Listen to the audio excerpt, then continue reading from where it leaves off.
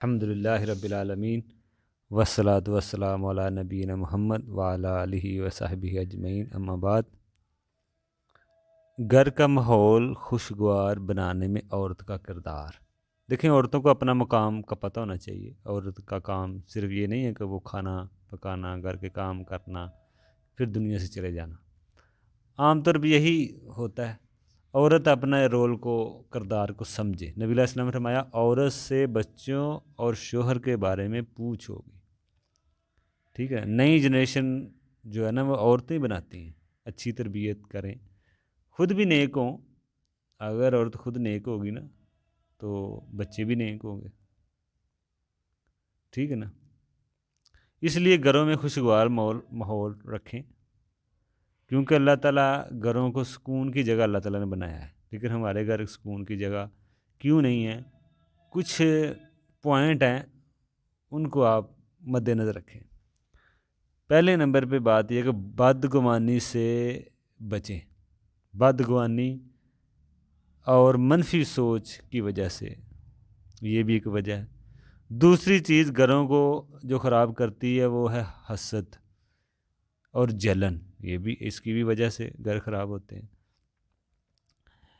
اسی طرح غیبت چغلی کی وجہ سے بھی، اس سے بھی گھروں کا سکون خراب ہوتا ہے۔ جھوٹ بولنا، الزام تراشی کرنا، دکھاوا کرنا، ہر چیز تو دکھاوا کرتے ہیں لوگ، ہر چیز کا اکثر دکھاوا کر رہے ہوتے ہیں۔ تو دکھاوا کرنا یہ بھی ایک چیز ہے۔ فیشن کی وجہ سے بھی، مادہ پرستی کی وجہ سے بھی گھروں میں سکون کے لیے کیا کریں؟ ہمیں کیا کرنا چاہیے گھروں کے سکون کے لیے؟ پہلا پوائنٹ، شوہر کی اطاعت کرے بیوی، شوہر کی اطاعت کرے، فرما برداری کرے۔ عورت شوہر کی فرما برداری کرے۔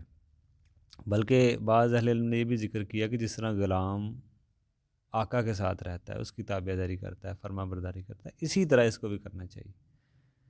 دوسرے، چادر دیکھ کر پاؤں پھلائیں۔ ٹھیک ہے نا، جتنی آپ کی طاقت ہے اتنے کام کریں۔ یہ نہیں قرض لے رہے ہیں، سود سے پیسہ لے رہے ہیں، ایسا کام کر رہے ہیں، نہیں، جتنا آپ کے پاس ہے اتنے میں ہی رہیں، ضرورت سے زیادہ خرچ نہ کریں۔ یہ بھی بعض کا جھگڑے کی وجہ بن جاتی ہے، اور پیسے قرض کی وجہ سے بھی جھگڑے بن جاتے ہیں۔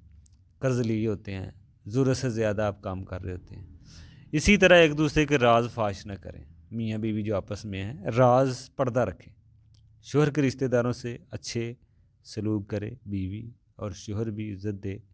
بیوی بھی شوہر کے رشتہ داروں کے ساتھ اچھا سلوک کرے، اور شوہر بھی بیوی کے رشتہ داروں کے ساتھ اچھا سلوک کرے، ان کو عزت دے، ان کی بے عزتی نہ کرے۔ بچوں کو اخلاق بتائیں اور وقت دیں۔ اسی طرح ساس اور بہو کا رشتہ جو ہے نا، یہ اس میں اگر ہم دیکھیں، پہلے بھی ہم نے اس میں بات کی ہے کہ یہ رشتہ بھی بعض کا جھگڑے کا وجہ ہوتا ہے، اور ساس اور بہو کا جو رشتہ ہے اس سے بھی اچھا ہونا چاہیے گھر میں۔ اگر آپ گھر میں سکون چاہتے ہیں، اس میں بھی بڑی بدگمانیاں، بڑے جھگڑے پیدا ہوتے ہیں۔ اور ساس اور بہو کے رشتے کو اچھا رکھنے کی کوشش کریں جہاں تک ہو سکتا ہے۔ تو اس کے ساتھ ہم اگر اور ایک مسئلہ دیکھیں کہ ہم اچھی اولاد کس طرح بنائیں، والدین کی فرما برداری کس طرح کریں۔ نبی علیہ السلام نے فرمایا، والدین کی نافرمانی نہ کرنا، کیونکہ یہ کبیرہ گناہ ہے۔ اللہ اور رسول کی اطاعت میں ہی رہتے ہوئے خدمت کریں، والدین سے حسن سلوک کریں۔ لیکن اگر والدین بچوں سے بات کرنے میں ڈریں، بچوں سے یا کچھ بھی بول دیں، تو سمجھ لیں کہ آپ کا دنیا میں ہی زوال شروع ہو گیا۔ اگر والدین بچوں سے بات کرنے میں ڈریں، تو والدین ڈر رہے ہیں بچوں سے، تو یہ بڑی خطرناک بات ہے۔ تو پھر تو یہ زوال والی بات ہے۔ قرآن میں اللہ تعالیٰ نے اپنے حق کے بعد والدین کے حق کا ذکر کیا ہے۔ دوسرا، والدین کا پر خرچ کریں۔ والدین کے جو دوست ہوتے ہیں، والد کے دو دوست، اس کے ساتھ اچھا سلوک کریں، کیونکہ والدین کے بڑے احسانات ہوتے ہیں، والدین کو اف بھی نہ کریں۔ اگر کوئی غلطی بھی ہو جائے تو پھر بھی بے ادبی نہ ہو جائے، بے ادبی نہ کریں۔ تو اگر بے ادبی ہو جاتی ہے تو فوراً معافی مانگ لیں۔